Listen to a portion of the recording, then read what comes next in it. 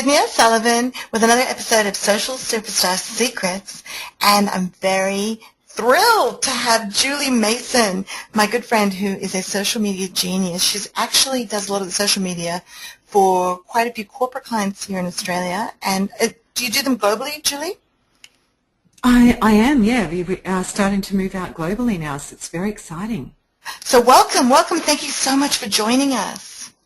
Honey, it's my pleasure. Thank you so much. I'm very honoured to be part of this amazing event. It's awesome. Oh, I'm just getting the best knowledge out of this, and I'm hoping that everyone else is. So, I know that you're going to be sharing some fantastic stuff with us today. Julie's going to talk to us about secret treasures in social media. And what I really love about Julie is that she uses all kinds of different mediums. She's not a specialist in any one, and she's going to be sharing with us how we can incorporate a lot of these different platforms into our businesses and make them work for us. So, Julie, I believe you've got a little presentation to show us about you, so I don't have to introduce you. We're going to start from the very beginning. But I just wanted everyone to know that Julie is one of my mentors. She's taught me a lot, and pay attention because her stuff is gold. Thanks, Cydney. That's awesome. Well, I'm really excited to be on here today, and as you know, Cydney, I'm passionate about social media, and for good reason. So I'm going to start off with just sharing with those who haven't heard about who I am, with a little bit about my background and where I started from. So my background is actually 19 years in sales and marketing in the traditional sense, actually, but you could say that I started when I was a wee little girl. This is me in the photo here on the screen. And I just turned 5 there, but a little bit before that, you see, I've got quite a unique perspective on sales, and particularly as I've spent 15 years in cold calling, and most people think that's, oh my God, really, how did you do that?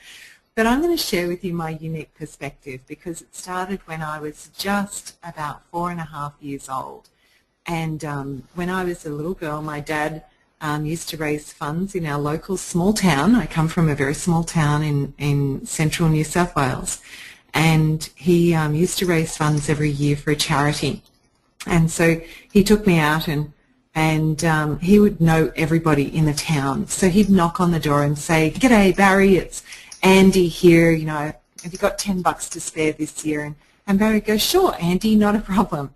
And so I was brought up with this idea that you could knock on people's doors and ask them for money and they would happily oblige, So I thought that this was great fun, and my dad made it fun for me as well. So it gave me a unique perspective. And just before this photo was taken, just before I went to school, I remember sneaking out of my house one day, and I had my little suitcase that you can see in the picture there, all pre-ready for school, but I put all of my little craft projects in there, my paddle pop creations, my Crayola masterpieces, and I found a little receipt book, like a raffle ticket book, the ones that you tear off in the raffle lucky draw prizes that you get. Yeah. So I found one of those, and I snuck out of the house, and I went and sold to all of my neighbours all of my little craft creations, and I told them that it was to raise money for the poor, because that's what I saw my dad do. And my neighbours must have taken great pity on me because they bought every piece of thing in my little suitcase that I had taken with me.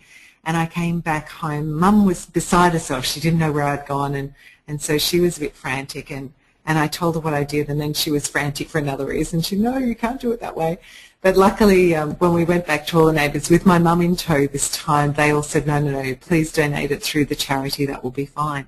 And so my experience of sales started at a very young age, and I've naturally gravitated to that. And over the years, though, I've now done 19 years in sales, and as I said, 15 years of that has been in cold calling. I used to call myself the queen of rejection because, when you're door knocking in any industry, you'll get a lot of no's. And so I used to tag myself the queen of rejection. I've worked in some of the really tough markets like MLM or multi-level marketing. I've worked in real estate, and I worked for a vending machine franchise, placing vending machines as well in all sorts of corporations and industrial estates around all Australia. So I had quite an experience there as well. But I knew about 4 years ago there just had to be a better way, that the door knocking, the cold calling just weren't cutting the mustard anymore. And so I came across social media, and I found that social media could cut through all of this time that I would spend door knocking, and it would allow me to find my target market really quickly, really easily. It allowed me to generate leads and allowed me to increase sales, and also I developed how to position myself as the only logical choice. So I'm really excited about that aspect of social media, and for a lot of small business owners out there and general business owners, or whether you're an entrepreneur and you're just looking to increase sales or leads into your business, and I'm going to share you some tips today that will really help you out. We're going to do a really how-to and give you the meat and potatoes, give you the answers for this of what I do.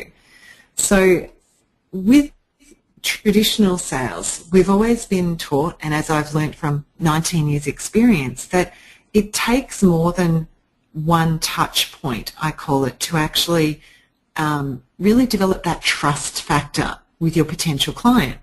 I'm sure, Cydney, you've found that as well. You find that you've got to have a bit more of a relationship. They won't buy off you necessarily the first time. Do you find that in your experience? Yeah, definitely. You have to get their trust these days, because I think almost all of us are now competing on a global scale. Gone are the days when you could just rely on the fact that you were local, to get your business, because now with the internet, people can find what you offer everywhere. Exactly. What I learned really stood out to me when I was doing the cold calling is that most salespeople would give up after that first no. They would just give up. As soon as they got a no, they would be gone, because they couldn't handle personal rejection. They took it personally, as opposed to, well, you haven't quite convinced me on this yet, or no, I'm not ready just now. But they would, instead of saying, well, I'll come back, they would just take the no and go, well, that was no luck there. And here's what's been successful for me in sales over the years. And I've sold millions upon millions of dollars worth of products. And what's been really successful is actually going back and touching base with that customer more than once.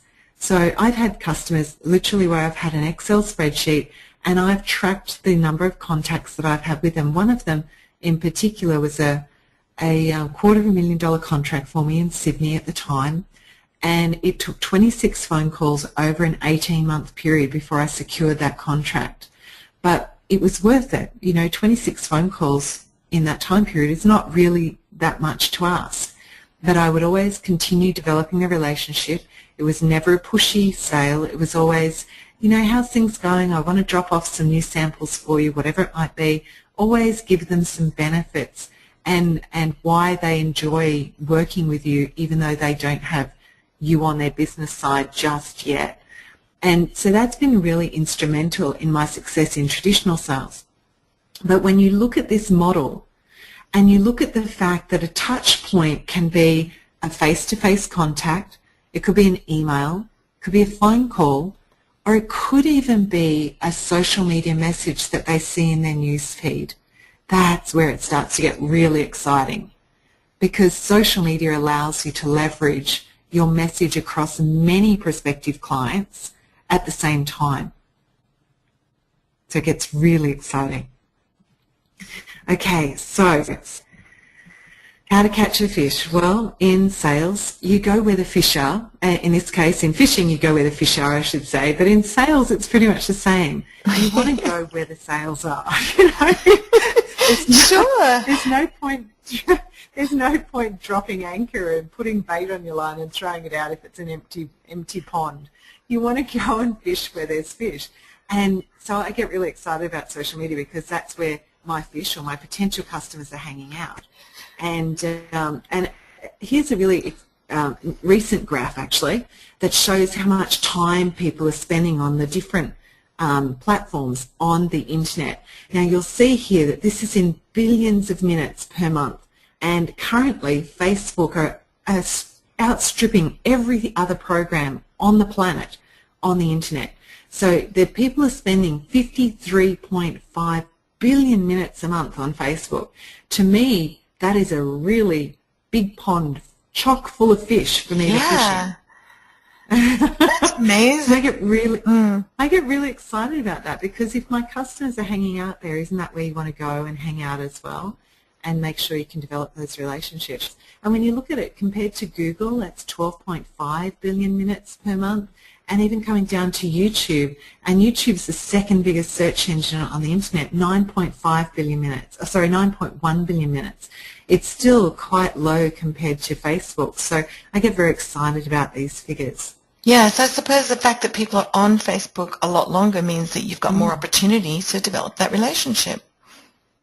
Absolutely. When we consider that 1 in every 11 people on a planet are on Facebook now, that's a staggering amount. And they're spending at least an hour a day. Each user is spending an hour a day on Facebook. That's huge. And nearly half of them now are accessing it through their mobile devices, whether that be an iPhone or a smartphone or an iPad or a tablet. They're on there twice a day at least, and they're doing it mobile, and they're also, you know, spending time connecting with their friends. We'll go through some more exciting things shortly about the value of a Facebook fan, but I'll just give you some stats on the rest of the social media platforms. So just to give you an update on Twitter, for instance, we've got 500,000 new accounts on average are opened every day in Twitter. That's massive. Now, there's a lot of talk about Twitter being, you know, well, I opened an account, but I'm not sure what to do with it. And I recently read an interesting article, and I have to say I must agree with a large percentage of the author of this article. And they say that on Twitter, a lot of people open an account. They may not talk a lot on Twitter, they might tweet a lot, but they're listening actively to the conversations and clicking on the links and the content that's provided there. So they're using it as a listening tool and a way to gather resources, and that's really exciting. But here's what's really cool. It now only takes 1 week for 1 billion tweets to be sent out. So there's a lot of activity happening on Twitter, about 1,650 tweets a second. Not sure how quick that is in relativity to a plane, but I reckon that sounds pretty speedy to me. I just think that the 500,000 new accounts every day is staggering. It is. It's massive. So it's kind of like if you're on Twitter, you could kind of consider it as being like on TV, or, you know, if you're actually promoting your product, it's a bit like being radio or TV used to be. It gives you that mass audience. There's some really good, yeah, absolutely. In fact, there's some really good secrets on Twitter about when you set up your account, that if you optimize your bio, which is the small little snippet of information under your profile, if you optimize that with your keywords, you will get what I call pull marketing. We've heard of push marketing. Pull marketing is where you draw people to you automatically. Push marketing is where you go out and push for that connection, kind of like cold calling in my old time frames. So if you optimize your bio on Twitter with the right keywords and you tweet using those keywords, you will actually come up in the search engine when people are looking for that information on Twitter. And so you'll automatically rise to the top, as cream always, the best always rises to the top, doesn't it? And people will start automatically following you. Now, I did this as a test about 1.5 years ago, and I opened up a brand new account. I optimized the bio. I posted 1 tweet and timed it, and within 1.5 hours, I had 81 followers from 1 tweet. Wow. I didn't go out and follow anybody. It was just simply seeing what that pull response was worth. So these little tricks and secrets about social media can work for everybody. LinkedIn, I have to say, LinkedIn, I get jittery with excitement when I talk about LinkedIn because, again, this is an amazing platform, and most people think of it more like a resume holder and they miss the value that's there. And we're going to talk more about this. We're going to focus a lot on this webinar on Facebook and Twitter and really how to find your customers on there. But LinkedIn, I do beg your pardon, LinkedIn is like Facebook for professionals. It has a different culture than Facebook. It's kind of, if you think of it, Facebook's like turning up to a friend's barbecue on the weekend. You talk about a little bit about work, but generally speaking, you'll share your pictures of your family and where you went on holidays, and you'll share your thoughts and your musings with your friends. So you kick back and relax a little bit. And it's a very social area. LinkedIn is more like going to a after 5 cocktail event for work. You're there to meet and greet and get to know other contacts, but it's never the right place to outright sell. You wouldn't go up to somebody and say, hey, I'm here to sell, vacuum cleaners or whatever it might be, and that other person will just kind of be a little bit put off because they don't know you. It's an appropriate area to really get to know people. But all of my experience and my clients' experience is that they've actually gotten business coming to them from having their LinkedIn profile and starting to add value. We'll talk about that more. But 2 new members join LinkedIn every second of every day. And here's the really exciting news. 66% of LinkedIn members are the decision makers or the influencers of their company.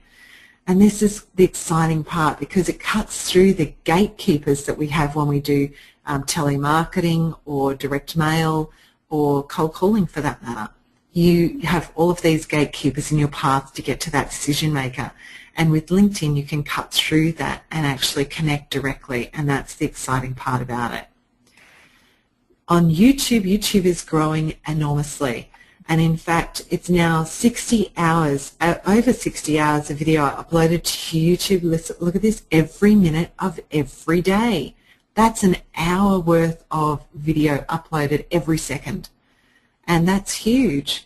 The interesting thing with YouTube is that it took CBS, NBC, and ABC, the big television stations in the States, 1 day of YouTube video upload is the equivalent to what those 3 massive networks have created in 60 years of television broadcasting.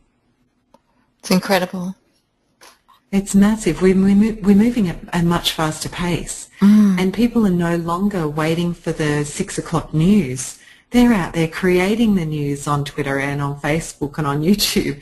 Yeah. And the news stations are now realizing this and picking it up. And if you watch the news lately, they'll have, so-and-so has got this happening on Twitter. It's amazing that that's referencing back. So it's turning the tables a little bit. But there are some other big growth networks as well. Growth networks like Foursquare, which is a location-based social network that literally is growing thousands of percentage in growth every year, year on year. And that's actually becoming very tied in with the mobile marketing, so mobile phone marketing, because people can check into your business. You may not even be aware that they're doing it, but they can check in. And if you are aware of it, you can offer them a daily deal, because if they check into your business on Foursquare, not only does it tell that person who's checked in, all of their friends on Foursquare that they've checked in there to let them know, hey, I'm having a coffee down the street at, XYZ Cafe, and they can come and join them there. But it also sends out that notification to all of their friends on Facebook and on Twitter. So you get 3 networks talking about and sharing about this person connecting with your business. And the interesting thing with Foursquare is 80% of users willingly want to actually market your business for you, and that's exciting. I mean, that's really cool. Pinterest is huge. That it's in the news everywhere, and this is where people can consolidate all of their favorite bits that they're seeing on their Facebook newsfeed and on the links that they get through Twitter and on their Google Reader, wherever they're getting it. They can consolidate that and find it easily by pinning it to their boards that they create on Pinterest. And then they can share that amongst all of the other pinners on Pinterest. So it's really, really interesting. I pinned a photo on my pin board the other day, and within just an hour it had been shared over 400 times, commented on and liked over 100 times. Wow. Just simply within an hour. So that area is growing rapidly as well. And Google Plus, it's still in the early adopter stage. Google have changed and consolidated all of their networks, so they own YouTube, of course, and Gmail and all of the other wonderful free tools that we've got. And so when you sign up for a YouTube account, you automatically get a Gmail account now. But with a Gmail account, you can set up a Google Plus account and all sorts of things. So that's really consolidating Google Plus and how you can connect with people and actually target your market. Oh my gosh, there's some amazing strategies for targeting your market on Google Plus. I could be here all day, but we've got lots to go through, haven't we? So keep me on track here, Dal. I don't want to interrupt you because I know everything. You know so much good stuff. Okay, so keep going. I get so excited about it. Okay, well, I noticed today, I just wanted to ask you, I noticed that a message came up on my Facebook saying that I could now sign up for some, I think it was Pinterest. I mean, I'm busy because I'm recording interviews, but it came up and it seems like it's actually working with Facebook. It wanted me to do it right through Facebook. Yeah, that doesn't surprise me at all. I mean, there's some amazing tools that are coming up, and I actually have a browser, a little app that I put on my browser on Firefox that allows me to just pin whatever page that I'm on, wherever I'm at.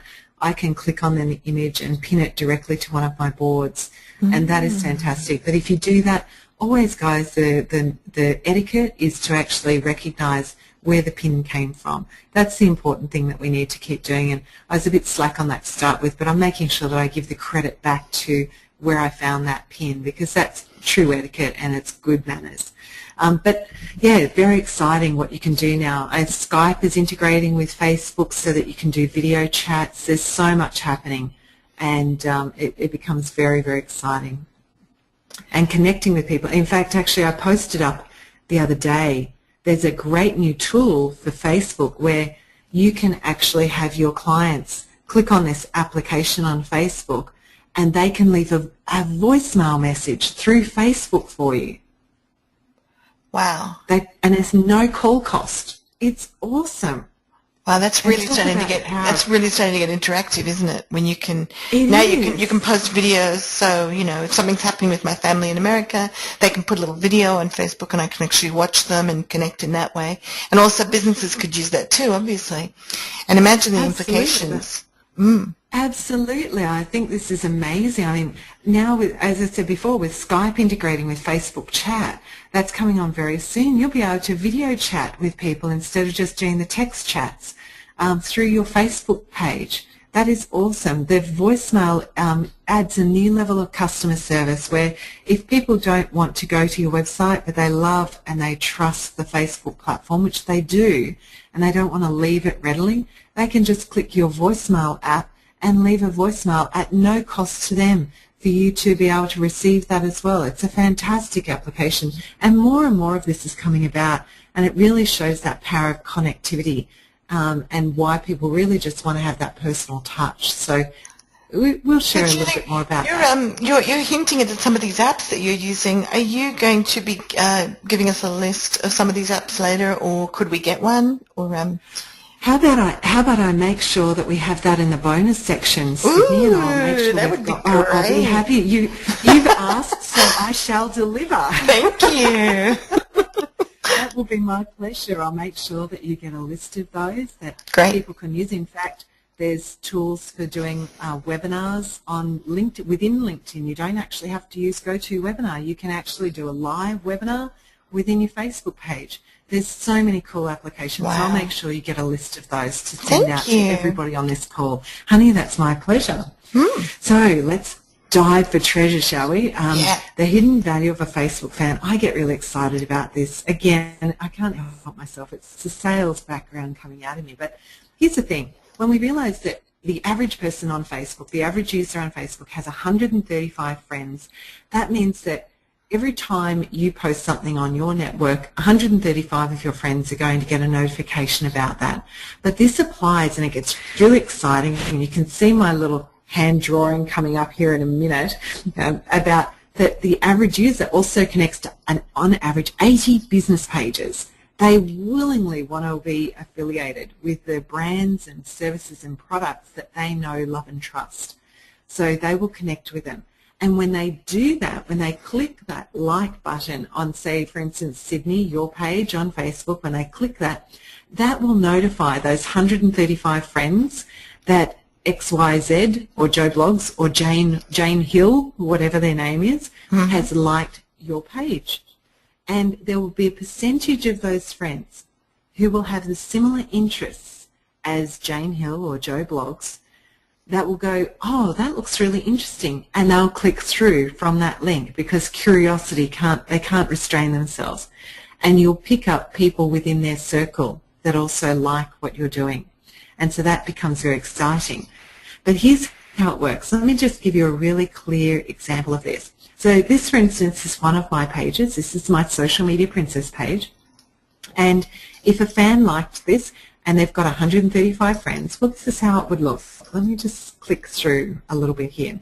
So I get one like, which shows that page in a link form to 135 friends. So it gets exciting. And a percentage of those will click through and either like or not like it, but it gives me the opportunity, again, for that a little bit of pull marketing that Facebook has built in there. But let's get really exciting about these figures. If you've got 3 fans that have liked your page, that means your page has been viewed by a potential 405 people. It could be more, it could be less, but on average, let's go on the Facebook averages, we'll say 405 people. But here's where it gets super exciting. Let's say you've just got 500 fans, and we're still talking small numbers here, but 500 fans. Your page has had the opportunity of being seen by 67,500 people, and it hasn't cost you a cent to do that. That's just incredible. It's exciting, hey? Yeah, that's incredible. Like, you know, I get as excited as you do, and that's why I wanted to do this entire project, because I'm like you. I started out, 30 years ago having to sell one-on-one. When you've got a product that you're passionate about and you really want to get out to the public, there never was a medium like this. Not for people, that you can do virtually for free. That's right. Exactly. Absolutely. So here's a really cool thing. SynCaps over in the States did a study in 2010, the end of 2010, and what they discovered was they actually viewed 100 of the top brands in America, and they found out by studying and surveying the people who follow those brands on Facebook, how much they spent across the year. And then people who just went into the stores or bought the brand elsewhere and were not fans of the brand on Facebook, how much they spent over the year. And it was really interesting that across all of those brands, and we're talking brands like Starbucks and McDonald's and Dunkin' Donuts and Nike shoes and all of those great brands, where some items can be just the price of a cup of coffee, so maybe $4, through to some nice Nike shoes, which, are anywhere between 100 and 200 or even higher than that. But across the average of all of these brands, Facebook fans that follow those brands spent higher by $71.84 more per year than non-fans. And the reason for that is because those fans are interacting with those Facebook pages. They're getting the updates of the latest specials and sneak previews to new product launches, invitations to special openings, discount vouchers for a cup of coffee when you buy a scone or something like that. There's all of these things that those brands are marketing on successfully on Facebook that they don't have the opportunity to do for people who aren't following them. So nowadays, if you've got brands or services or products that you really love, it nearly pays to follow them on Facebook because you actually get some great deals coming through that are often exclusive to Facebook fans. And that's really, really cool. And for the business, it's about communication, improved communication, being front of mind. When I used to have cafes, when I first started in business, I found it was absolutely phenomenal. I had an old sign at the front of my shop, and I painted it like a blackboard, and I couldn't believe it. Every day, whatever I put on that blackboard, that's what we would sell that day. It's that whole power of suggestion. You can put the thought into people's minds if you're actually communicating with them. That's exactly right. And if you're adding value, it's not just about posting drivel. It's about adding great value. Don't post all of the rubbish stuff. Here's my tips for posting on Facebook. You want to be relevant to your target market. You want to enhance their life somehow. They've followed you for a reason, and they're looking for you to improve their lifestyle in some way through your product, it might be, whether it's a service that you give or whether it's just free advice. Don't be afraid to give away the good stuff on Facebook. Give free advice, the gold nuggets of what will make a difference for those people, because that builds trust faster than anything. They'll recognize those gold nuggets of information and value that you're giving, and that makes them then want to call you and say, hey, can we do business? I know you've been giving me great value and great advice on Facebook, but I need somebody to help me out a little bit further, and you're it. And that's where that power of content comes through, and we're going to talk about that just in a moment when we develop a strategy. So part of this is actually really, looking at how you can maximize the value in those people's lives that follow you. And that generates a lot of business on my Facebook page for me. A lot of my competitors say, oh, but Julie, you don't have very many followers. For me, it's not a numbers game. I don't go by, a popularity contest. And that's very nice for the ego and very great. But I'd much rather go for a targeted, actionable group of fans that really like the value of what I've got to offer and really follow up on it. And my pages always return great income to me. So I feel like I'm definitely on the right track, and I can grow it as much or as little as I want. So it's kind of exciting. But let's talk about how we can help everybody on the line today. Let's give some really good nuts and bolts about developing a strategy. So great. Having a strategy on Facebook, you really have to think about what is it that you want to achieve in your business. So if you're looking for more sales, that generally means you've got to generate more leads to get those sales. And do you want them to actually be into a marketing funnel where you can email them progressively and build that trust off Facebook as well as on Facebook? That's one, which is kind of join the newsletter list or get a free report. Nowadays with Facebook, there's so many e-commerce payment options and applications, of which, again, Cydney, I'll make sure you get a list that people can use for their e-commerce options. Thank you. You can actually have a store. I know. Yay. You're very welcome. You can have a store in Facebook. There's some great applications, one of which is Payvement. That's supported by Facebook quite a lot, but there's many other ones. If you don't have a product, if you're on this call today and you are trying to figure out, okay, well, I'm not sure, I don't have a business idea yet, I'm not sure what I want to do. I know that, I like this market, but I haven't yet developed a product and I don't have a website. Well, here's some really great news. You can go and join Amazon.com as an associate. So you just go to Google and type in Amazon Associate and sign up. It's free. And you can be an affiliate of theirs. But here's the really cool thing. Look up some YouTube videos for setting up an Amazon affiliate store on Facebook, and it will show you how to do that. And in fact, you don't have to have a website anymore to do all of these wonderful things. You can do it through Facebook if you want. And you can set up affiliate links to all of the books that you like or to the merchandise that Amazon sell, and they ship it all around the world, so you're not, designated to just one country. You can have a global business, and you can set it up in just under an hour. It's very, very easy to do. So some great ideas there if you wanted to set up a shop, or if you've got a shop, then there's some great platforms where you can sell your top products that people love, your popular products that create a great profit margin for you on Facebook straight off. Or you could even promote events that you run if you're a speaker. Cydney, you're a great speaker and published author. You can, promote your events on Facebook as well. So some amazing tools there that you can do. But you've got to develop a strategy for your business. What is it that you want to achieve? Do you want more what we call bums on seats at an event? If so, then you have to follow the strategy for putting your events up there and how to promote those.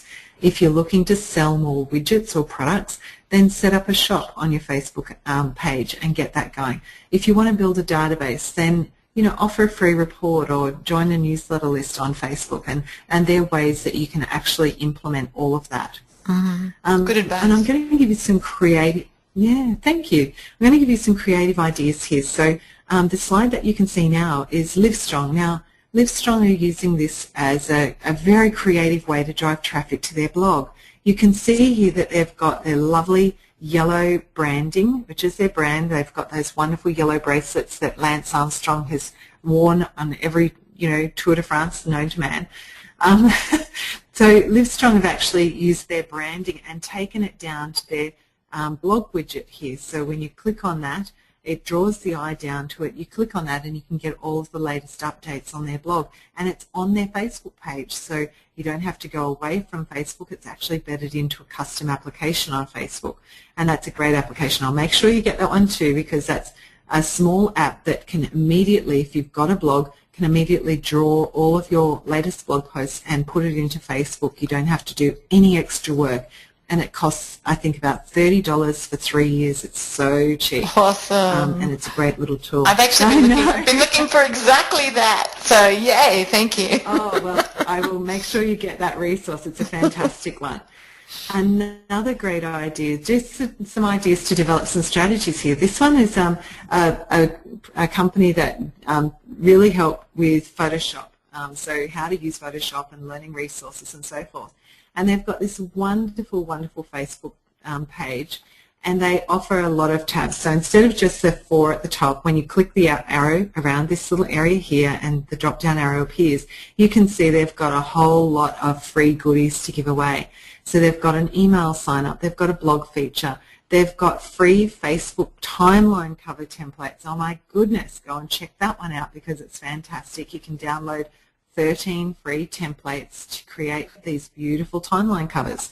And so they've got great things that they give away. So their strategy might change from time to time, and ideally what they would do is they would move their different products that they're focusing on, their different applications up to the top line. You can move all of these around whenever you want to focus everyone who lands on your page what is the special offer of the time. So some great things that you can do there. And the one that I'm going to show you that I do, and everyone's welcome to pick this up because it's just a bit of fun. This is on one of my pages on Facebook called Easy Online Marketing for You. And I've done I've got a couple of apps, including the blog one. There's Cydney, so I've used that free application as well. Well, actually, it's $30. It was cheap as anything in my eyes, but that's one that I've got. But this little one here is actually 360 posting ideas, and all it is a little ebook giving people 360 ideas of what to post every day of the year. So if you click on that, how great is that? It's pretty cool, isn't it? Yeah. If you click on that little application, you will get this page that comes up, and all you have to do is enter your name and email and click download now, and you will get that ebook delivered automatically to you. So that would be what you would do if you're looking for building a list in your business. So these are just some ideas, some strategies of how you can go about creating things. And there's so many more. I mean, I could be here all day showing you some amazing strategies of for different businesses, from ordering pizza direct online on Facebook, so you don't even have to pick up the phone. It's really cool. So, but we're not here. We're not here to overload people. We're actually here to declutter, aren't we? We're here to help people know what to focus on. That's right. Because you can get bogged down. That's one of the things that I found when I first got started. There are so many amazing tools. And can you just address the issue of apps, and are they safe? Like if people are always inviting me to join their apps. Is it safe to join up with apps that people invite you to? Yeah, look, I have not had any experiences to the otherwise at this point. I haven't had any negative experiences. Yeah. Each time you create an app as a Facebook developer, from a Facebook developer, you can ask the user who will click on it for different information. So you can say, I'd like to collect your email addresses, but at every point, Facebook will stop and ask the user, do they want to continue with this? So you have the choice at every point along the way to say, yes, I'll allow that, or no, I won't. So there is complete transparency throughout the process when you go and join an application. But just to give you some ideas for your new timelines, because this is recent and Facebook have rolled this out across the board and people are still trying to find their way around it. Here's a couple of ideas. The rules apply for the new cover images that you can't do your calls to action in the cover images there. You mustn't put your phone number or your website address there. There are other places for those. But you've got this lovely big visual area. And I've put all of the dimensions up here for everybody to write down too. You've got this lovely big visual area up here to really showcase your product, to really showcase a visual element. It could be people using your product, or it could be, you know, what your product is, or it could be the feeling that's generated by your service. So if it's a feeling of tranquility, you could have a picture there that represents a really tranquil scene. Your profile pic down here is now a great place to put your logo. Highly recommend that. If your business is centric around you, perhaps as a speaker or as an author, then it's great to put a picture of you there instead, so that every post that you write on your page will have a little picture of you there, and that personalizes it a lot more. The About section here underneath the logo is an ideal area for people to actually put their calls to action and their website address there. And of course your thumbnail apps, you can customize these and you have the opportunity of using 12. The top 3 are the most important.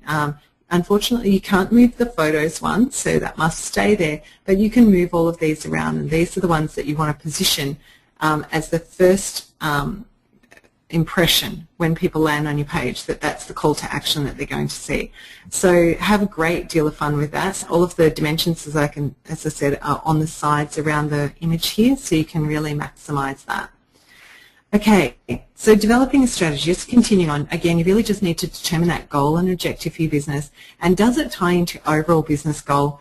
Can it be measured, and is it specific? So if it's how many new likes that you want, so let's say you want to get 5,000 new likes over the course of the next 3 months, then how are you going to do that? Can it be measured? Well, yes, it can, because you can see how many people like your page. Is it specific? Yes, it has a time frame of 3 months, so you can work towards your marketing for that period. If it's how many people add to your database, that's the people who opt in on a newsletter or a free report, then again, that's very quantifiable and very measurable. If it's about engagement, getting people more engaged with your page, then you'll track your insights and your stats on Facebook to actually measure those and be specific about it. But when you're developing a strategy and you're thinking of your overall goals and your overall objectives, it's really, really important that you come back and take yourself out of being the business owner for a minute and think like your customers would think.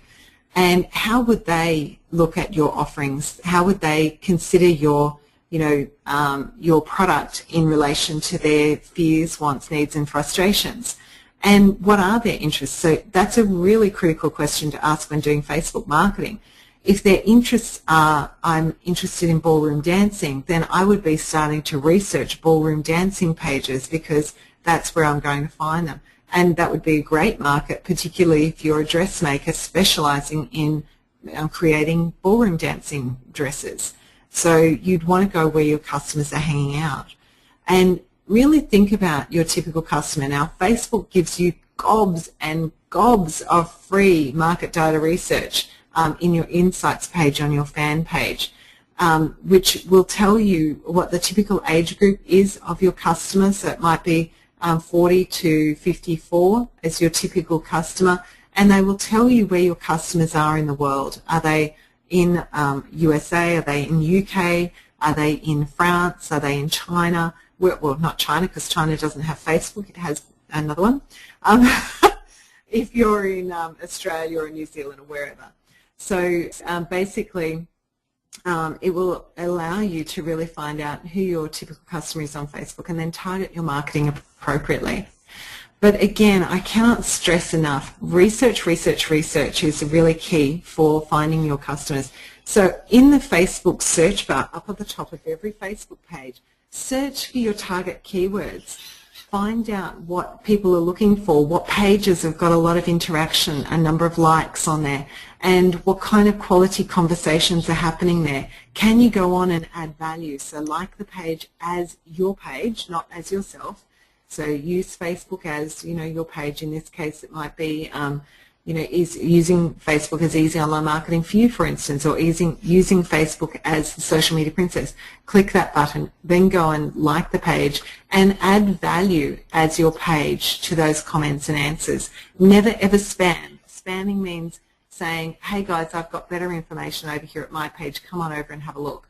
That's spamming. So always just add value, because people will respect that. They'll recognize those gold nuggets of information that you're giving out and will naturally click on the link to your page anyway. So you'll get a better quality lead and people who are really keen to find out. Listen, as I said, listen to that conversation, understand what they're looking for, and try and find the right tone to converse with them. So if you're a 40-year-old, as I'm in my 40s, and you're talking to the Generation C, which is our latest generation coming out, for Generation Connected, we call them, you'll want to be talking in their language, which might be a little bit different to yours. So make sure you find that right tone to converse in. Yeah, if we had to talk in my teenagers, can you hear me? Sorry. If we had to talk in the language that my teenagers use on Facebook, it's almost like a different language now, isn't it? They've got their slangs, their abbreviations, and they know what it means. Yes, exactly. And our age group is still figuring out that LOL doesn't mean lots of love, it means laugh out loud. That's right. Talking in their language is really important. But if you're talking to a corporate market, you wouldn't talk in your probably your barbecue manner. You'd be talking more corporate, more professional level. Make sure that your spelling's correct, because there's nothing more unprofessional than incorrect spelling, and particularly if you're hitting that corporate market, for instance. And actually that actually does bring up another point, and that is, you have to think about it. If you're going to be doing business on Facebook, then you have to think about whether or not you want to be talking about your personal life as well. So that's again about strategy. Absolutely. And look, you're absolutely spot on there, Cydney, because basically I always recommend all of my clients have a personal profile and they have a business page where they do their business. And they say, but can't people see, my personal stuff? And I said, well, they can if you allow them to, in terms of you can actually be quite hidden as the admin of the page if you wanted to. If you prefer to have that privacy level, then it's quite possible to do that and keep it quite separate, because there's a clear delineation. Whatever you post on your personal page won't go across to your business page unless you specifically desire it to in your post. And if you post something on your business page, it will show up on your news feed because you're the admin, but it won't show up on anybody else unless they like the page. It won't show up on their page otherwise. Okay. So really important that you understand that clear delineation. But here's the really cool thing. I always say to clients again, make sure that you're covering off these 3 rules before you post anything on Facebook. So first, if you don't want it on the front page of your major newspaper, wherever you may be, whether it's the New York Times, the Washington Post, the Courier Mail, wherever you are in the world, if you don't want it on the front cover of the local newspaper, don't post it. If you don't want it on the latest current affairs program that denigrate, businesses quicker than you can blink, don't post it. And if your mother wouldn't be happy seeing it, don't post it. Yeah. They're 3 really good rules for, what to post. So, but here's what's really interesting. 41% of men, going back to that sharing about what people want to hear from their brands and products and pages that they're following, 41% of men and 32% of women will share information they feel is important and will be helpful to others and position themselves as experts, even if they've got it from you. Now that's really cool, because they want to position themselves as an expert, but they're using you as the resource. So they're going to be following you. They're going to be going, that's great information. My friends need to know about this. And 23% of social media posts that are shared include links to content and usually links back to other people's websites. So it's a fantastic strategy for driving traffic. So we're going to look at, ideas of developing a strategy for your content, and one of them is becoming a reporter in your niche. So if you don't feel confident to create the content yourself from scratch, then get all the content coming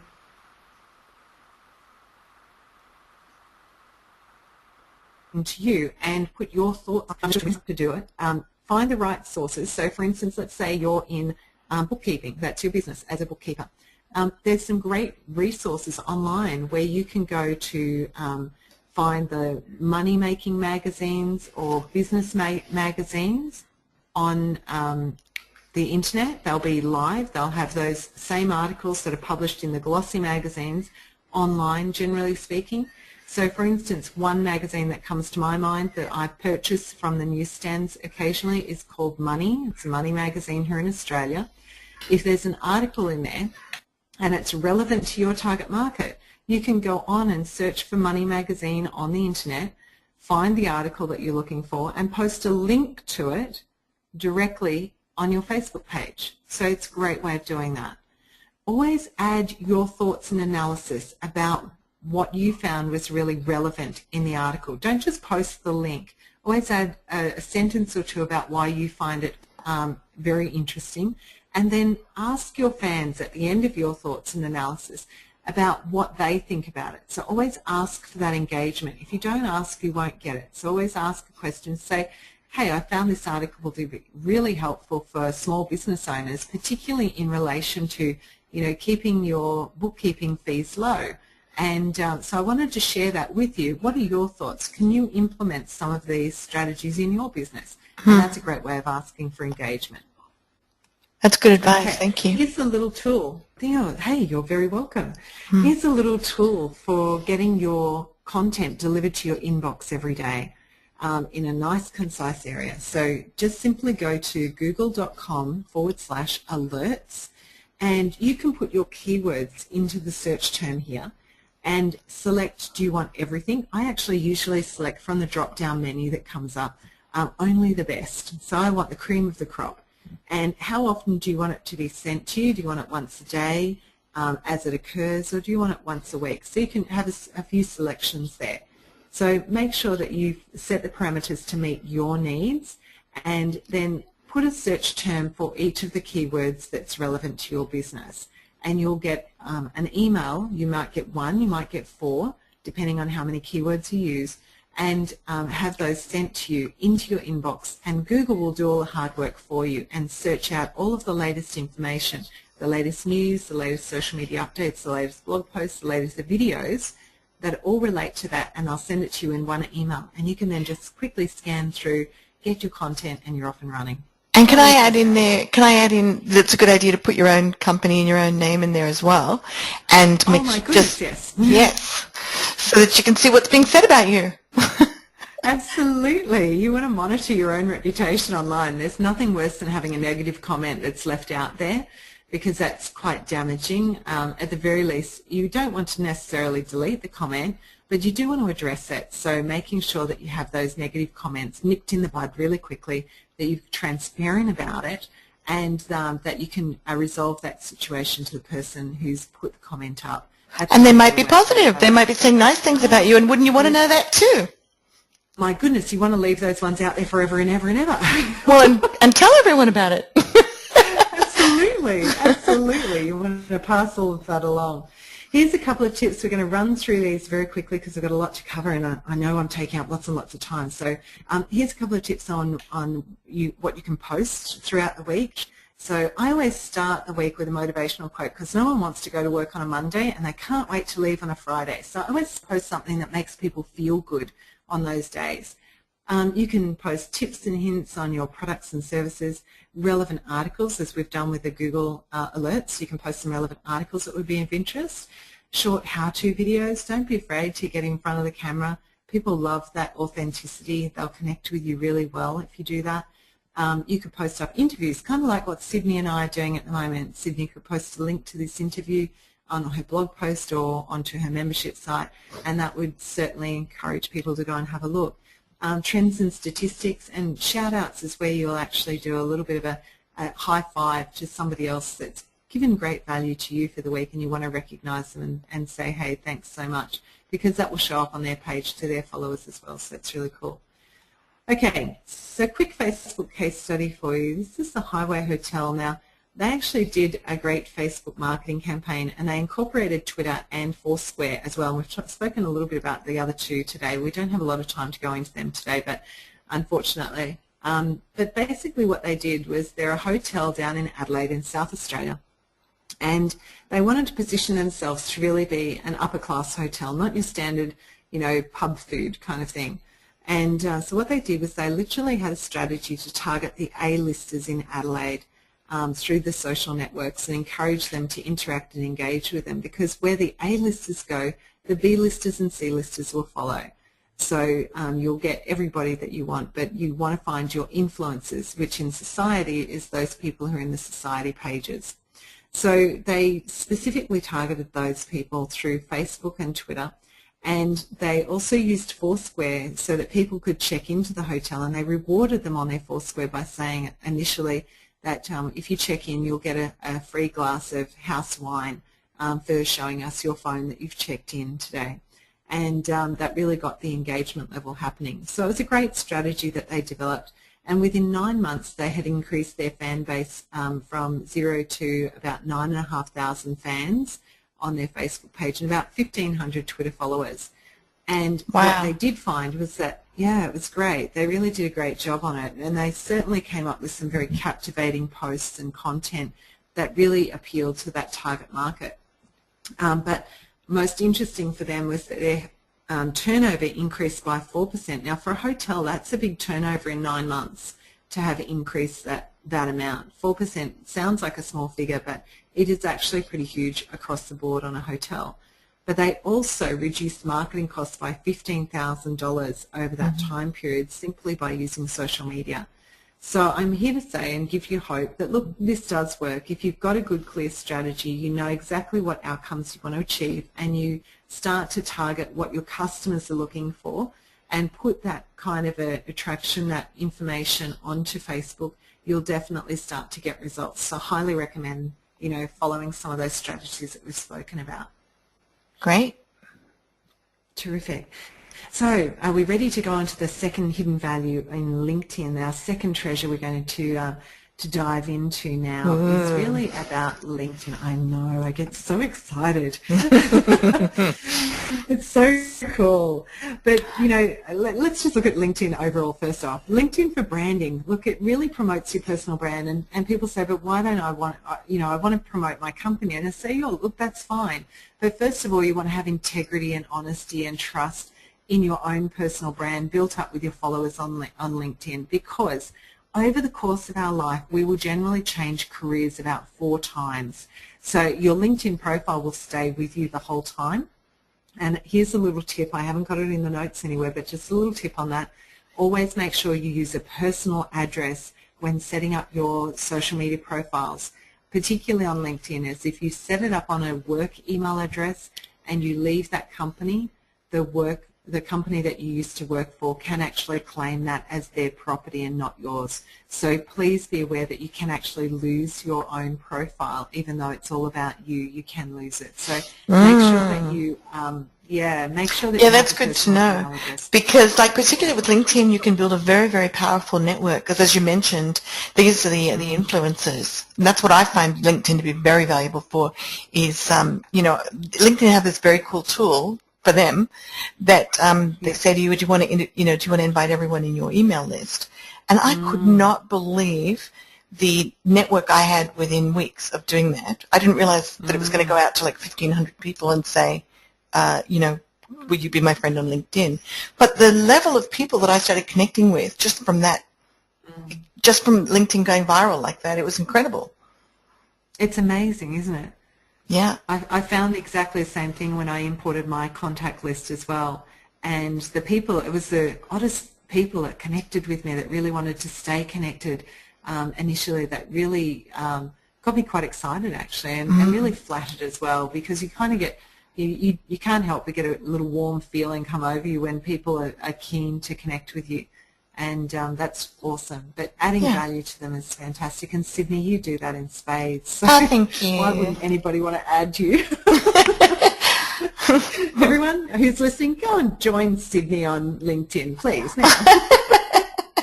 That's right. We're here to serve.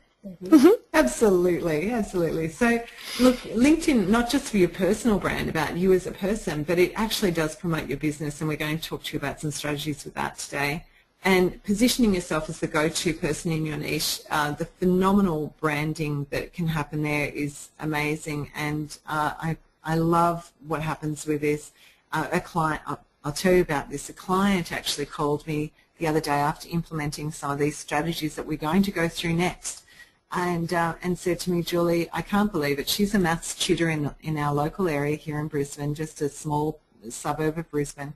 And she said, look, I can't believe it. I thought it was a scam, but she said, I had a contact through LinkedIn after doing what you've told me to do and optimize my profile from Hong Kong, asking if I would like to be an international consultant for people on maths and tutoring worldwide. And she said, I couldn't believe it. She said, I thought it was a scam, and they wanted to know what my hourly rate was. And she had actually rung me to say, what should I say back to them? And I said, well, you know, what do you usually charge for an hourly rate? She said, well, for teaching kids, about $60 an hour. And I went, an international consultant, methinks, might be a little bit higher than that. So let's start at $2.50 an hour and see what happens.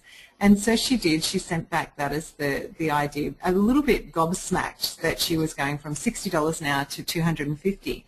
And they accepted it without any qualms whatsoever. Wow. And have since started sending her clients that she now Skype tutors around the world at $250 an hour.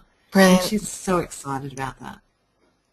So it's amazing what you can do with that. And creating your LinkedIn profile will create incredible credibility for you as a person and for your business as well. So let's dive in, because the treasure is awaiting. So LinkedIn for relationships, again, LinkedIn can provide online networking. It gives you the opportunity to reach new potential customers. The amazing opportunities, I'm sure, Cydney, you can vouch for this, the joint venture partnerships are phenomenal. Yeah. And, of course, we have to talk about career advancement, but we're not going to focus on that today. If you're looking for a job, if you don't have a LinkedIn profile, guys, go and get one now, because 95% of recruiters will check out if you've got one or not before even calling you back on your application.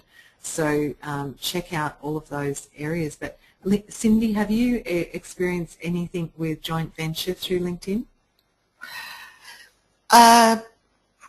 I just find that if I need to get in touch, like a lot of the people that I end up, doing interviews with, I can reach them through LinkedIn very quickly. So, it's really just a matter of saying who would I like to, have as part of this program.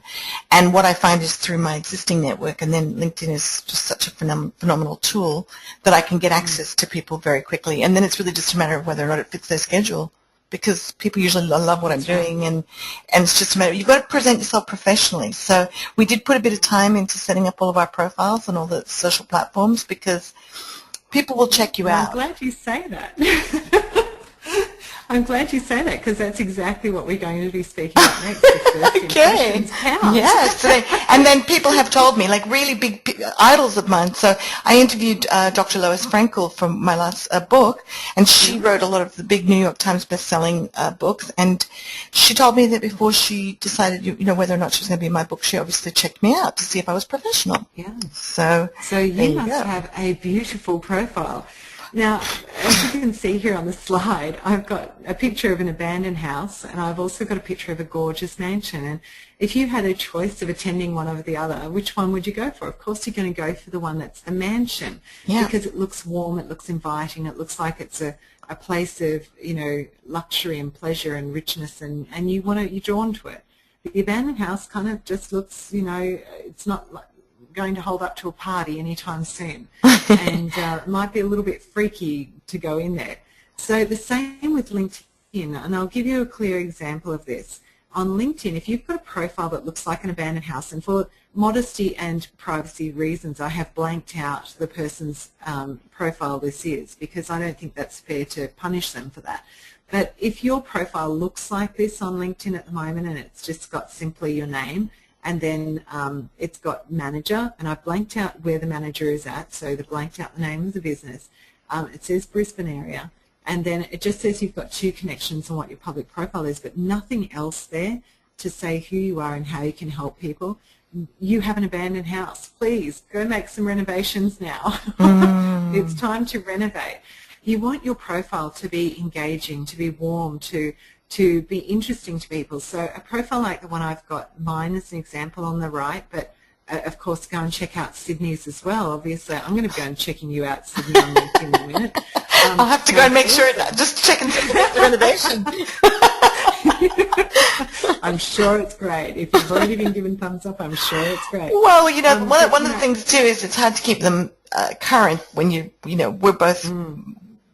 Because we're in social media, we're evolving our businesses constantly. So that is a challenge for people. But I think what you're going to show us is how you can set it up so that it will last for a while. Isn't that true? Yeah, absolutely. Yeah. So again, people will search on LinkedIn, and LinkedIn's search function will really pick up on the keywords. So if you're a bookkeeper, make sure that you've got a heading that has bookkeeper in it. So as you can see underneath my name, it's got social media trainer, social media consultant and services, SEO consultant and services, speaker, author and business owner. So it not only positions me in social media and SEO, but it positions me with authority from being a speaker and author as well as a business owner. So it positions me with credibility in those areas.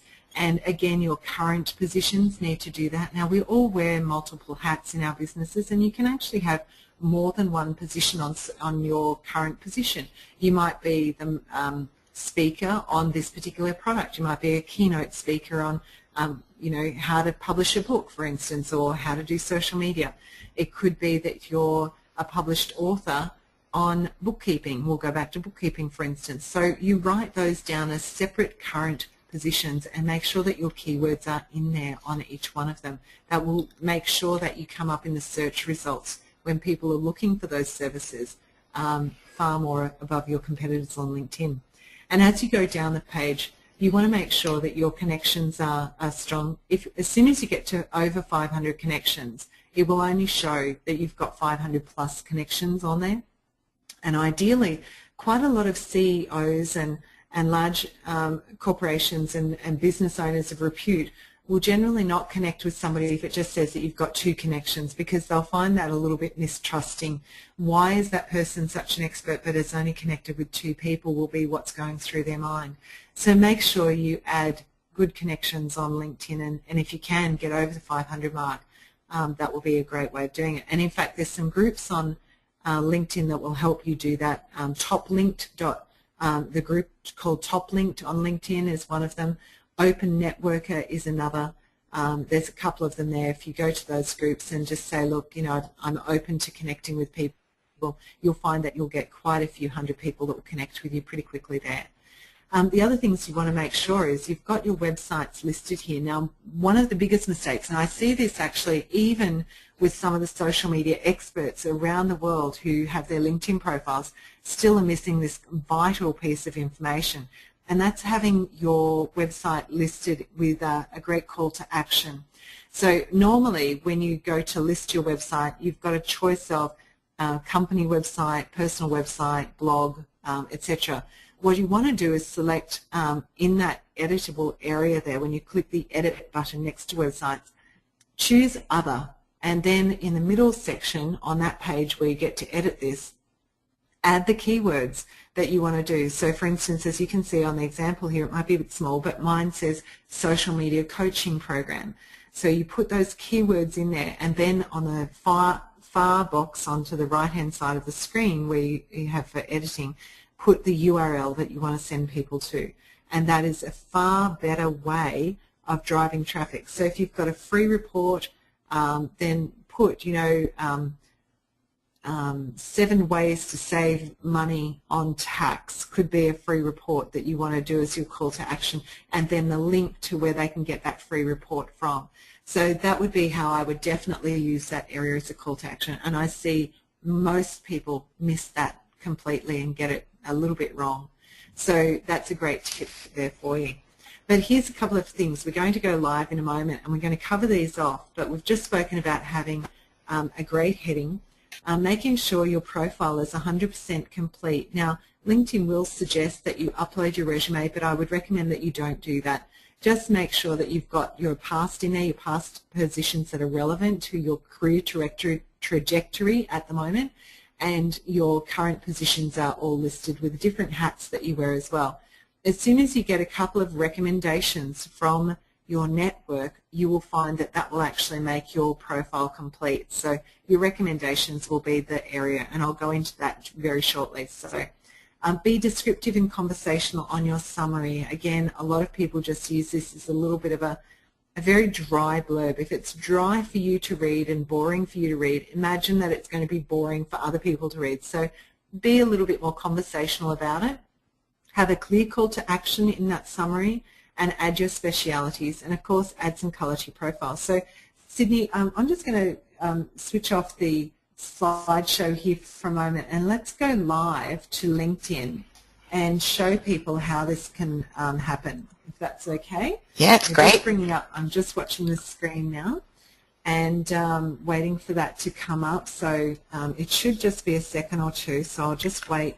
I'm sure everybody will understand, because this is screen. There's nothing like a live demo. That's awesome. Thank you. Absolutely. I can see that's now come up. So you can see my profile here is on the edit profile page. That's where I'm at the moment.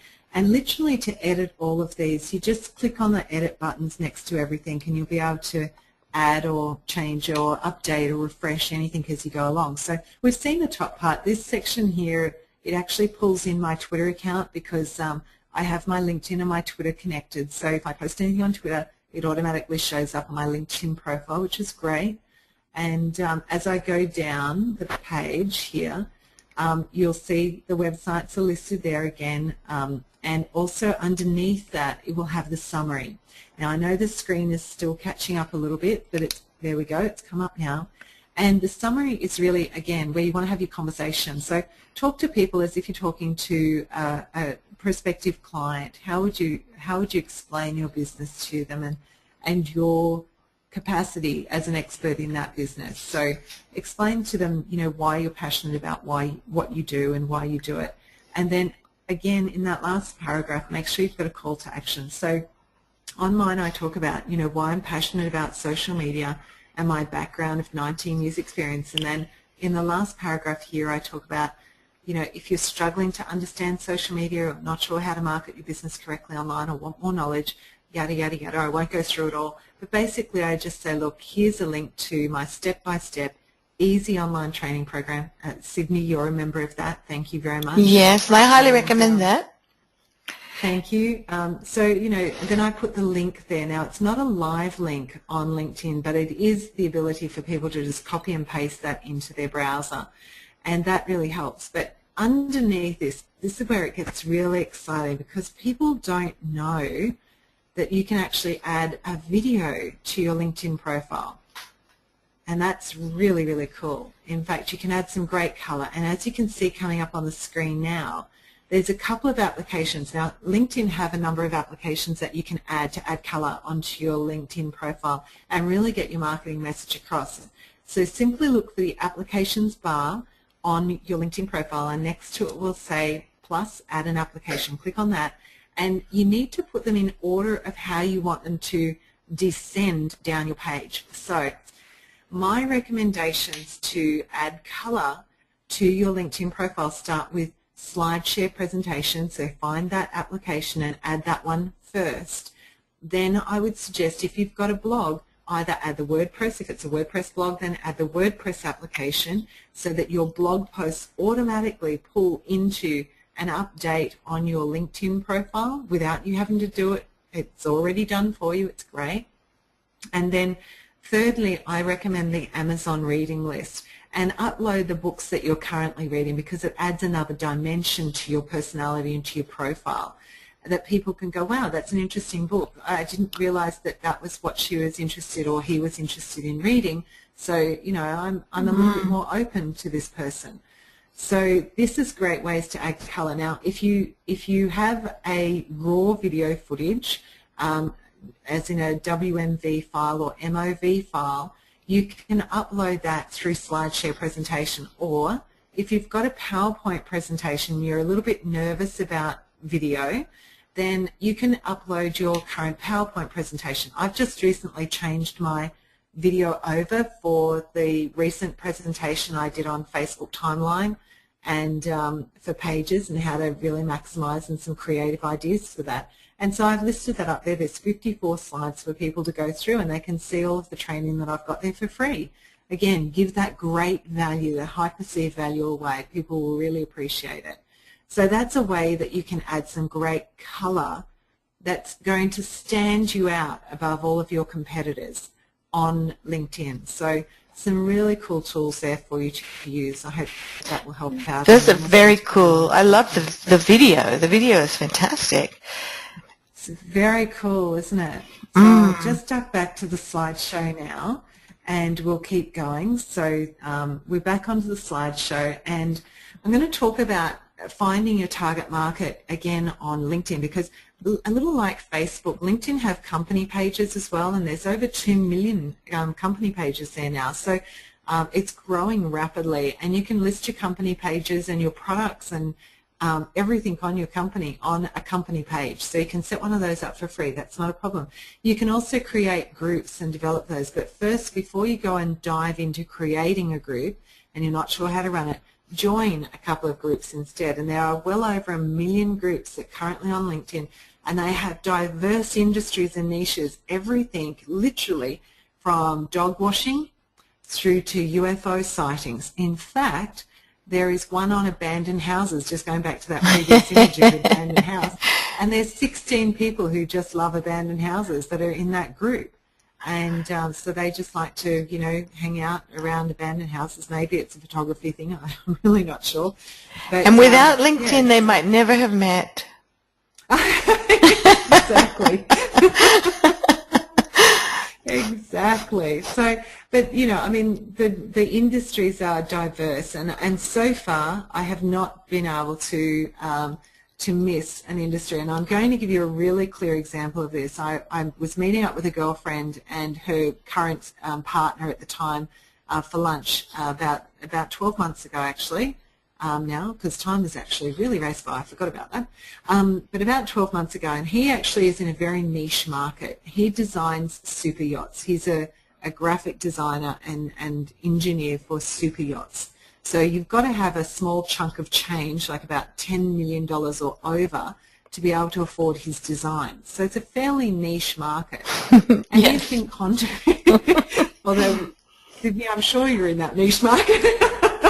It's on the dream board. It's on the horizon. What would I do with a yacht, a super yacht? All around the world, darling. But basically, he's working as a contractor for a company that builds the yachts, and so he's saying to me, look, I want to actually branch out on my own and set up my own yacht design business so I can market my designs around the world to all of the yacht owners. But he said, Julie, I don't roll with those circles that have a chunk of, you know, $10 million change, you know, to spare, and I'm not really connected in with that. You know, I don't know how to do that. And I said, I can show you in less than 2 minutes. And I literally went to LinkedIn. That was the first thing that came to mind. I typed in the word super yachts into the search browser on LinkedIn, into its own search box, selected groups that I wanted to find, groups of people who own super yachts, and literally within 2 minutes we had about 5 groups, one of which was super yacht owners and professionals, Wow. which at the time had about 1,500 members in that group. Wow. Now, that is awesome power of LinkedIn, that you can then immediately target in on your marketplace, on your potential customers, and start getting involved with them. And that's how excited I get about LinkedIn, that you can do that for such niche markets. So that's incredible. That's guys, a great story. Get excited with me. And it actually gives hope to people who've got very small niches, because obviously the more clear you are in your niche, then the easier it is to start using some of these applications. Absolutely, absolutely. And here's the thing, I recommend to all of my clients and to everybody here on the line today that you join about 5 industry groups. This is where your peers hang out, so that you can get up-to-date information, you can get support within your industry, and they're usually pretty supportive. So this is where you want to hang out to get your top information coming from. And then you want to find 10 target groups where your customers are hanging out. So let me give you an example along the lines of the super yachts, but slightly different. If you're let's say you're an accountant in whatever city you're in, you would want to start typing into LinkedIn search, let's say Sydney professionals, or it could be Chicago professionals, whatever city or town that you're in. Start searching on your location, and then it could be business owners. Just try different keywords and see what groups come up with those keywords that you can then go and join and get involved. Because as an accountant, for instance, you're looking for other business owners. They're going to list themselves in LinkedIn somewhere. So you'll find them very readily through LinkedIn. We'll show you literally how you can track down to the very person you need to find in a moment. But let's talk about, we'll come back to that in just a moment, but online reputation. First of all, you want to get that credibility going. So LinkedIn have this amazing thing where they have what I call built-in emotional bribery, and that's the recommendations. In fact, you want to get your friends to recommend you, your clients to recommend you, people that you've worked with as colleagues to recommend you, because that gives you enormous credibility. And again, going back to overall internet trust, 90% of people will trust recommendations from people that they know. So if they, or from other people online, there's actually a bit of a split between that. 70% of people online and 90% of people from, if there's a mutual connection, they will trust that recommendation. So getting these recommendations on your profile is really a critical step to it. And as I said, it's built-in emotional bribery, because I always take the abundant view of things, that if I want to get a recommendation, I'm going to give one first, because it's always nice to give in order to receive. It comes back to you tenfold anyway. So if I was to, if my goal was to ideally get a recommendation from, let's say, Bill Gates, then, and I'm close friends with Bill, of course I am. Sure. Tongue in cheek there. I would want to give a recommendation to Bill on LinkedIn, for instance. And in that case, Bill, if I was close friends with him, let's consider me Warren Buffett for the moment. That would be lovely too. Then go to my friend and get a super yacht design. Oh, you meant that Bill Gates. that Bill Gates. He happens to be on LinkedIn, I believe. Yeah. So you can go in and provide a recommendation. I'm doing this very tongue-in-cheek with these people, yeah, of course, but you want to find the people who would add enormous value if they recommended you to on LinkedIn, and actually give in order to receive, rather than just sending a request and saying, I'd love it if you could recommend me. It's always nicer that you give a present first that's unexpected, unasked for, that in turn can be replied. Because as soon as that person gets a notification that you've given a recommendation, the first thing that happens is, as soon as they accept it, everyone's going to accept a recommendation that's good, because it makes them feel warm and fuzzy about themselves, and why wouldn't you? The other thing is LinkedIn will immediately say, great, now that you've accepted that, would you like to recommend, Cydney or Julie or Bill or Warren back, and it gets them right at that emotional point where they're feeling really good about you. I think it's a Is what really I'd good call tip. Thank you for sharing that, because Mm. and I would let you finish that sentence, but I get a lot of people asking me to recommend them, and some of them are so rude that, you'll say, would you mind, doing one back for me, the people I used to work with, or that kind of thing. And they can't even be bothered to do one in return. Well, that's actually ended up being a negative thing then, because but I love the way you're going about it, which in fact I sometimes will just go into LinkedIn and even Facebook as well, and when I'm having great business experiences with people, make sure that I do put out a public thank you and recommendation. It's a good habit to get into, I think.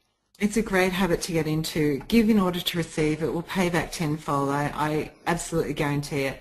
And here's a couple of tips for writing recommendations for people. Seriously, write only to people that you know, that you actually have had an experience with in some form, whether it's you've previously worked with them, whether they're a client of yours, whatever it might be, only to the people that you know and can actually validate that experience that you've had. And highlight the positive experiences or attributes of that person. Don't allude to some negativity somewhere. Always just highlight the positive attributes and experiences that you have found to be true in your dealings with them. And again, if you've got the time, go and examine their profile. See what it is that they're trying to position themselves in for this particular point in time. You might have worked with them 5 years ago, but since then they've changed career. However, you still find that their honesty and integrity has still gone across the board. So compliment them and highlight that positive experience that you've had with them.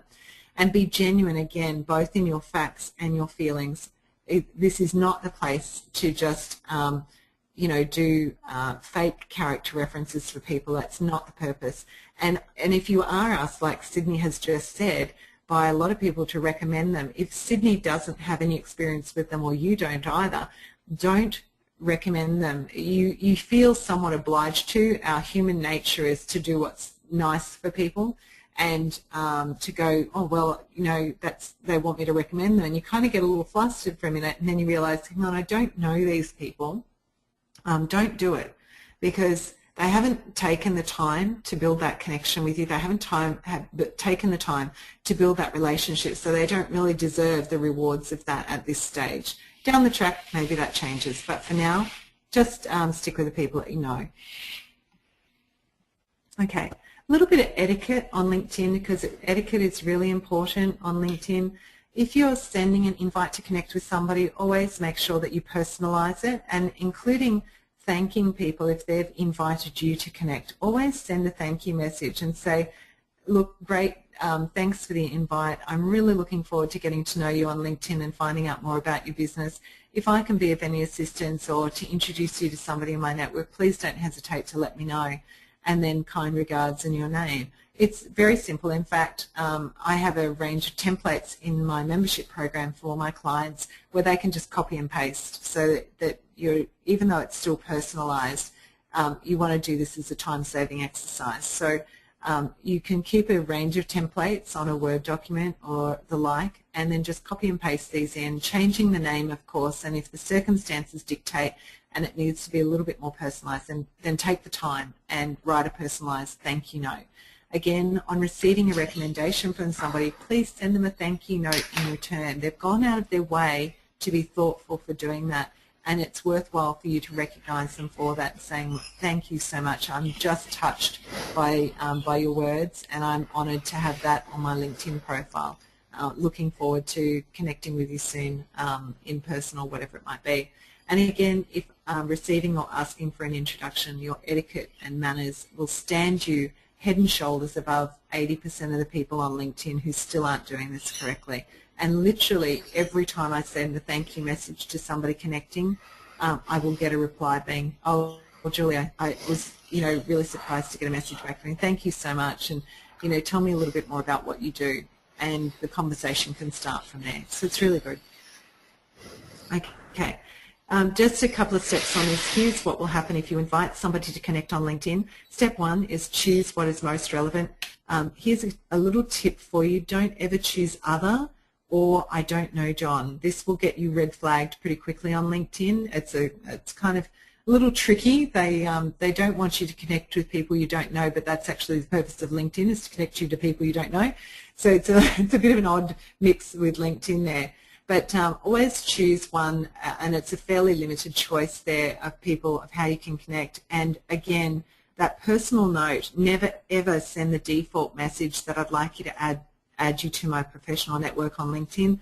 Always personalize that message. Now, there is one time that will be hard for you to do, and that's when, as Cydney mentioned earlier, when you're uploading your contacts from Gmail, it will send out a default mail message that you can't necessarily alter. So unfortunately, you have to let that one slide, but keep in mind that these are people who already know, love and trust you, so they're more likely to be okay with it.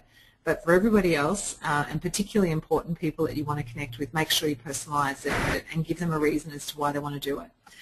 Okay, now the deepest and beautifulest and richest treasure on LinkedIn. This is where I get really excited because we're going to quickly go live. On Cydney, we're running so late, I'm sorry.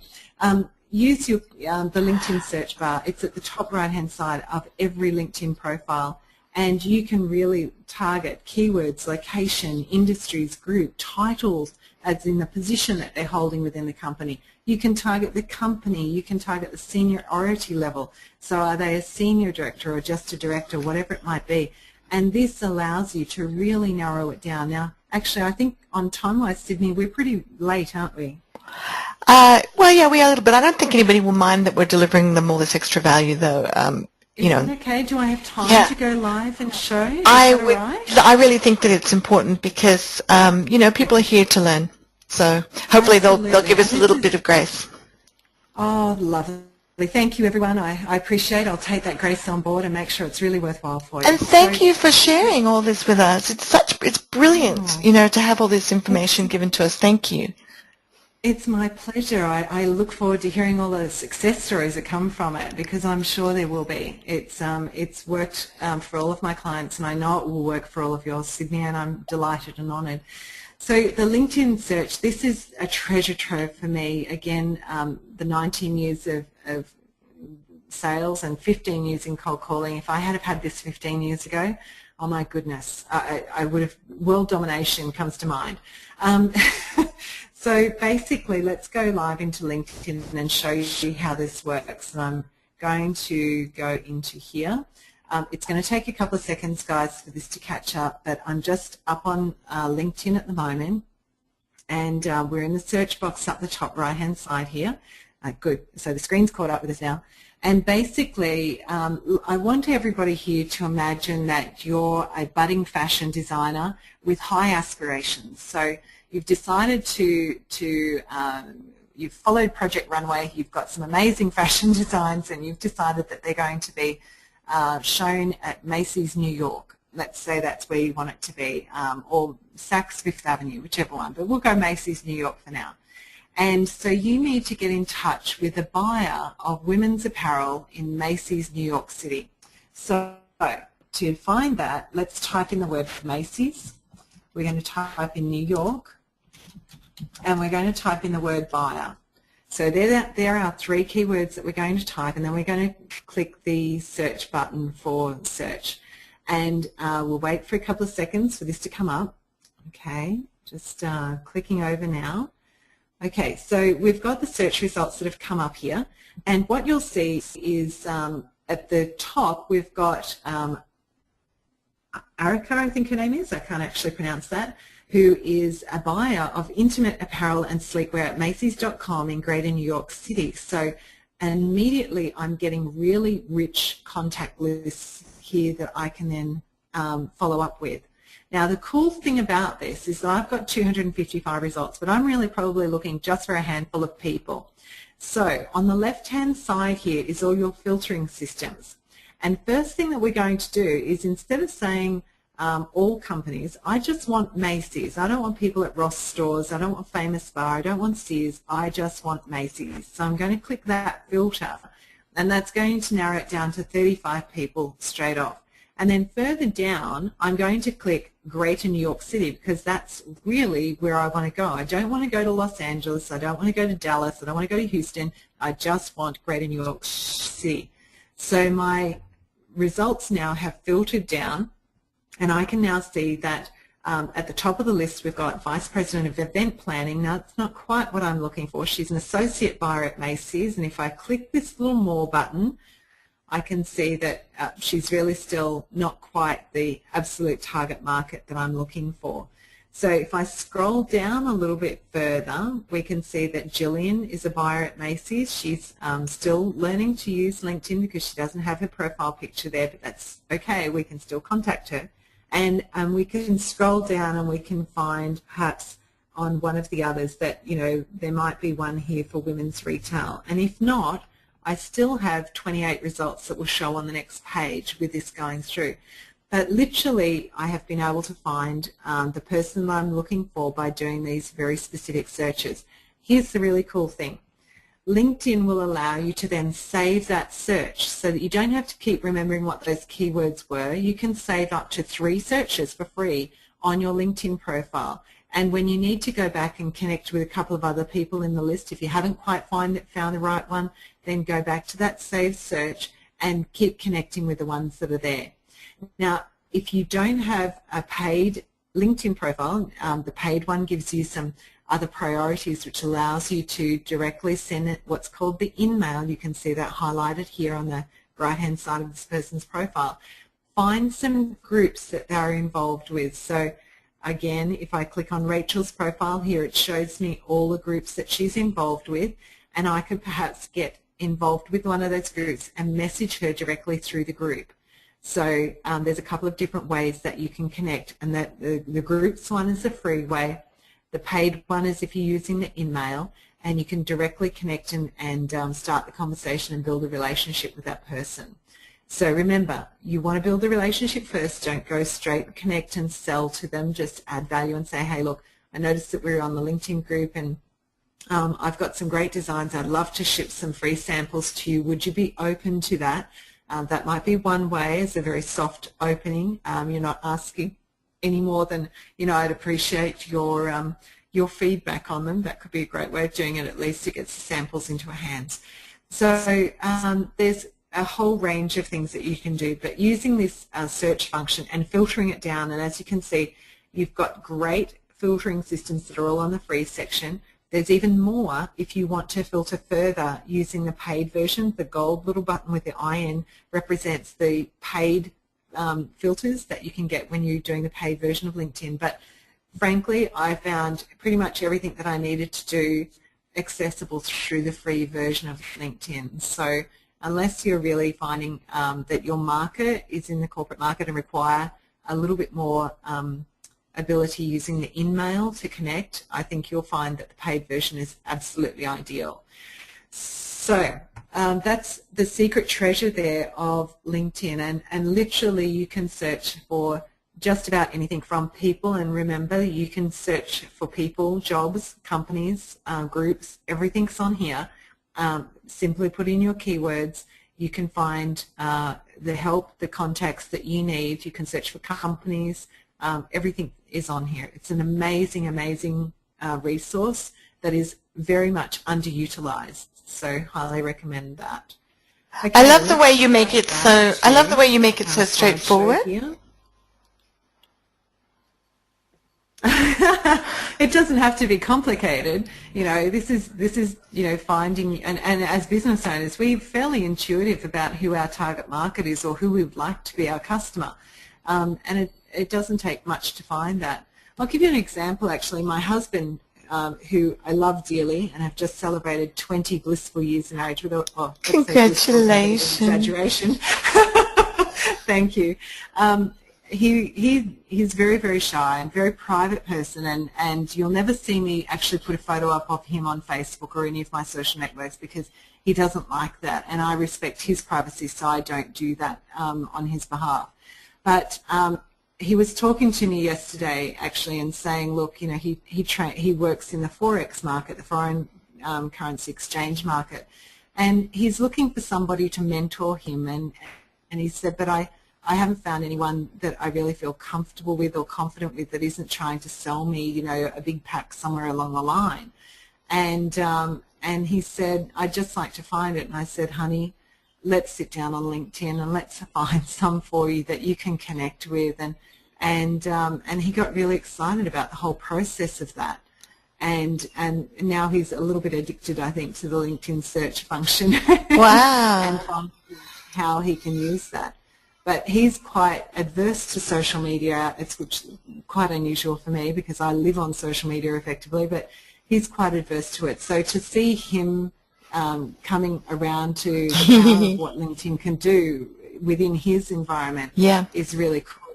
So, you know, it's great to be able to see that. And you know, certainly your husband is sometimes, you know, your biggest critic, but also your biggest support, which he is. He's not my biggest critic, but he's a great support. But he's a little skeptical about the whole social media. Yeah, I think for a lot of people on our call today. Yeah, a lot of people do think that it's still for play. You know, I think this will be illuminating for a lot of people who hadn't realized how powerful these tools can be for business. Yeah, absolutely. I mean, look, there's a lot of stuff out there, and a lot of it to me is a bit of what I call fairy floss. It looks like it's great content, but in reality it doesn't have the meat and potatoes of how you use these.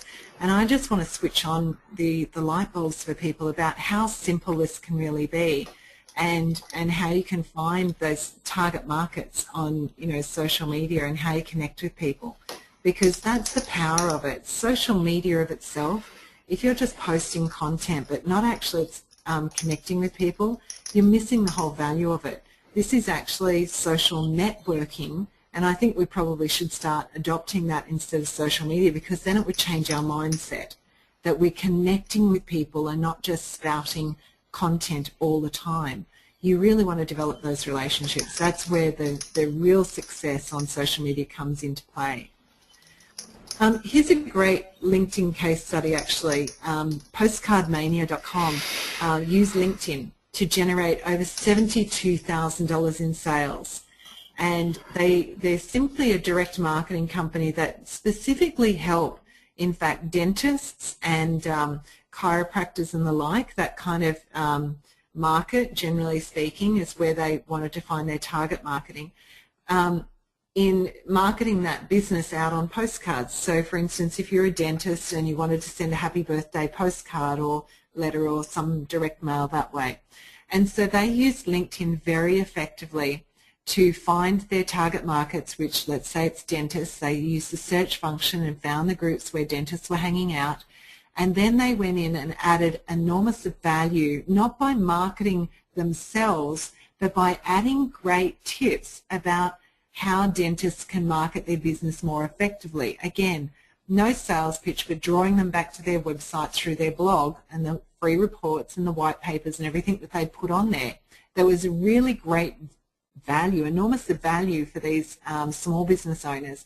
And from that, it built the trust and generated over $72,000 in sales from them doing that. Now, here are some of their tips that you can write down that they suggest. Again, we've gone through this, but I want people to write this down. Create compelling content with your marketing on social media, and don't be afraid to give away free, valuable advice, high perceived value, but low cost to you. And target your audience. You've seen how effectively we can target down to an initial individual on LinkedIn, but you can find groups the same manner. You can find retail buyers associations of all of the groups of buyers across countries or the world on LinkedIn in relation to the last example that we've done. And join those groups and contribute to them. So add massive value on the discussions, engage in the conversations that are there, and make your presence known in a valuable sense. And people will actually start following you. They'll get interested in you. You'll see the number of times your profile's being searched over the month will rise considerably. That's a good indication that you're doing the right thing. And get involved with people, build those relationships. So that's pretty much everything I've got to share today, Cydney, in the time that we've got. I know we've Wow, gone thank over. you. That was brilliant. Everyone for the grace of allowing that. That's terrific. And I didn't actually introduce you properly, but you are actually the social media princess. Well, thank you. I am. So if anybody wants to, how did you decide to become the social media princess? Well, do you know, I actually didn't. My customers did. They said, oh my God, Julie, you're just the social media princess. We love the tips and hints that you give us, day in, day out. And so they said, you should call your business that. And I went, that's really nice. Thanks. I will. And it was very fortunate for me that all of those names were available. So I'm very blessed. Yeah, meant to be. Credit back to where credit's due. It was back to my customers who actually started that name. So I'm very honoured. Well, I actually signed up for Julie's. I signed up for Julie's program as soon as I saw her speaking because I just love the way she makes everything so straightforward and from a business perspective, which really I found there's a lot of people dispensing social media advice, but they get so heavily technical that it just becomes, I found quite overwhelming. I love the way you break it down to this is all we need to know to make this work for our businesses, and you're very up to date too, so I congratulate you on that and highly recommend Julie's program. So I'm actually an affiliate because I do want to, declare that I'm an affiliate because I believe in it and I love the program. So please go ahead and tell us how people can connect with you, please, Julie. Sure, absolutely. Well, I've put up there all of the ways that you can connect with me on social media. It would not be right if I'm not on the social media princess and you can't find me on social media. So unfortunately I have what I call a very common name. Julie Mason is actually an extremely common name. So I've given you all of my links there for people to jot down from Facebook and LinkedIn and YouTube and Twitter, my Twitter username down the bottom. By the way, guys, here's just a little tip for you. If you are giving people your Facebook URL, and you should be able to customize those, you can actually now shorten it to just fb.com.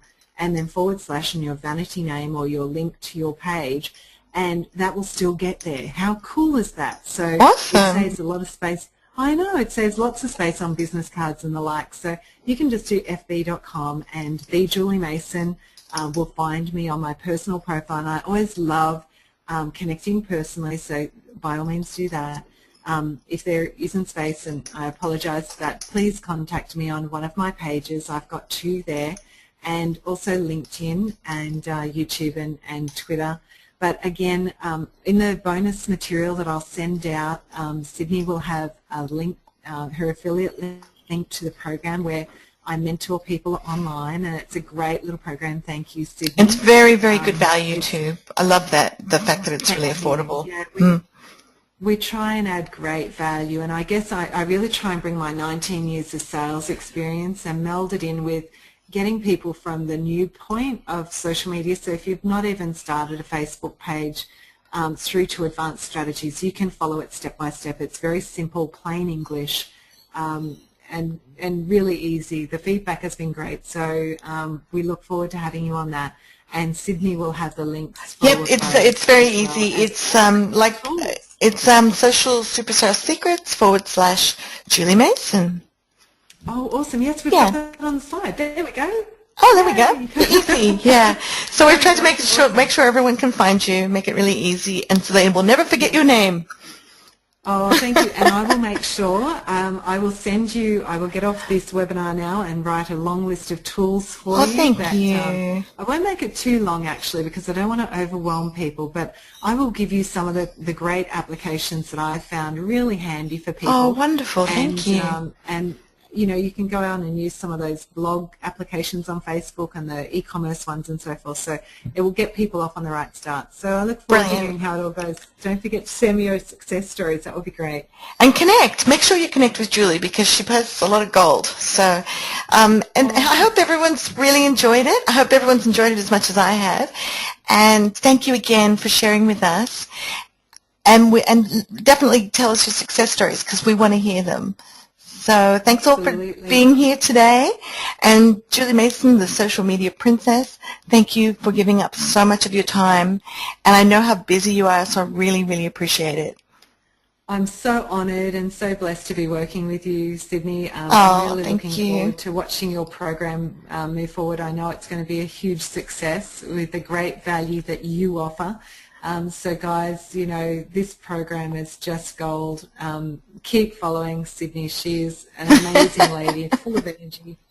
Thank Truly, you. you won't regret it. Yes, So, we're building the Millionaires Academy, which is really exciting. We've got the site will be up. We're constantly redefining the site, but it was a big goal. I had this big goal that I wanted to, teach millionaire strategies and learn from, really top mentors, and we're well on it. That's really happening at a great pace. So I hope people will come and check that out. But definitely, sign up for all the opportunities and bonuses that people are giving you here at Social Superstar Secrets, because it's just a really generous project from everyone. So thank you. Thanks again, Julian. Thank you for your kind words. my pleasure. Thanks, everyone. Bye. Bye-bye.